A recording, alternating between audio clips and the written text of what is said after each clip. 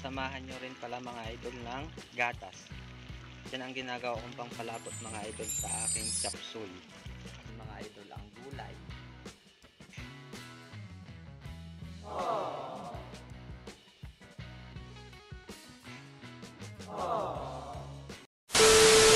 So yun nga, grabe na namang mga subo yun guys. At dahil nga chapsuy ang ating lulutuin, hinanda ko na dito ang mga gulay. Meron tayo ditong mamasitas at saka paminta. Hinanda ko na rin dito ang ating mga ricado. At yun ang ating ang gagamitin ditong panggisay, itong butter kasama ng ating bawang. At syempre hindi mawawala guys ang ating atay. Atay nga pala ng manok ang ating ginamit dito. Kaya agad na nga natin guys itong sinimulan, inilagay na nga ni Lisa yung kawali. At matapos nga nun, siya ay nagpusing-pusing. Nagpa-cute pa nga siya sa akin. Sabi ko wag na gawin yun kasi siya lang naman talaga ang babaeng maganda sa paningin ko. Ay, nakakakilig. Balik tayo guys sa ating ginagawa. Tama na ang kalandian. Inilagay ko na nga yung butter at tinunaw sa mainit na kawali. Matapos kong imikos-mikos, ito na rin ang bawang at saka sibuyas. Grabe guys, napakabango nung amoy niya. Pag talaga butter ang ginagamit natin panggisa, napakabango at napakasarap. Nakakatakam guys yung ating lulutuin. Butter pa lang guys, naglalaway na ako dito. Sabi ko nga kay Lisa, kamerahan niya ako para makita naman yung mukha ko paglalagay nung atay. Ayan o, inilagay ko na yung atay dun sa ating ginas na sibuyas at bawang. Napakabango guys. At sa mga oras na to, talagang nakaramdam na ako ng gutom. Tagad ko na nga iniligay dito yung ating gulay kasi mabilis lang naman maluto itong atay. Dito nga guys ay ang daming gulay na ating nabili kaya puno talaga yung ating kawali.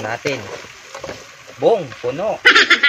Pero okay lang yan guys, magkakasya din yan at paborito ko naman talaga yung mga ganitong gulay. Siyempre guys, pagkatapos kong ilagay lahat ng ating gulay, isunod natin yung ating pangpasarap na lagi nating inilalagay. Siyempre yung ating anting kulanting para lalong sumarap ang ating lutuin. Grabe guys, nagpiyok-piyok pa ako dun pero okay lang yan. Tuloy na natin to matapos nga natin. Nilagyan ko na rin ito ng asin. Tansyado lang guys ang asin para hindi mapaalat pero nasa sa inyo guys kung gusto nyo talaga ng maalat, pwede nyo ng ubusin yung inyong asin. At nilagyan ko na nga ito guys ng mas marami pang paminta. Mas masarap kasi sa panlasa ko pag marami talagang paminta. Sunod kong inilagay dito guys yung daddy sitas. Pangpasarap din to guys ng ating niluluto. Matapos ko nga ilagay yung ating pampalasa, minikos-mikos ko na yan insan. At bago ko ito takpan para mabilis talaga maluto. At makalipas nga ang 17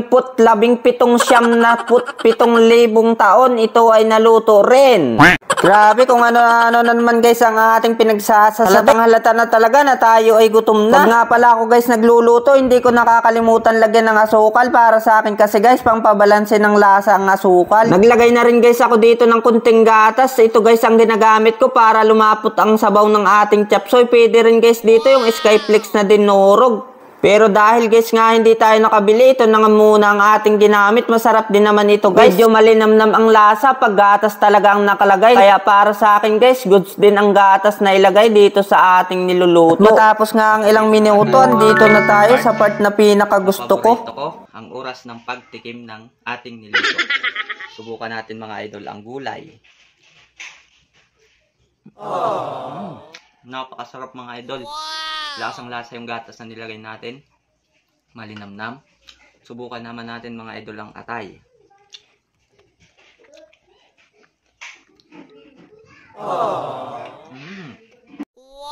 Grabe naman yun. Nakita nyo na naman yung aking napakalaking subo. Halika kayo guys, samahan nyo akong kumain. Napakasarap nitong chapsuy na ating niluto. Subukan natin guys tong gulay. Grabe, napapikit na naman ang idol nyo. Dahil nakachamba na naman nga tayo ng luto. Baka naman, pakishare ng ating video guys. Paki-like na rin at mag-comment din kayo guys kung okay na okay para sa inyo yung ating ginawang pagluluto. At kung bago ka pa lamang sa page ko, huwag mong kalimutan mag-follow. Hanggang dito na lang ang ating video for today. Para sa inyo tong last bite ko.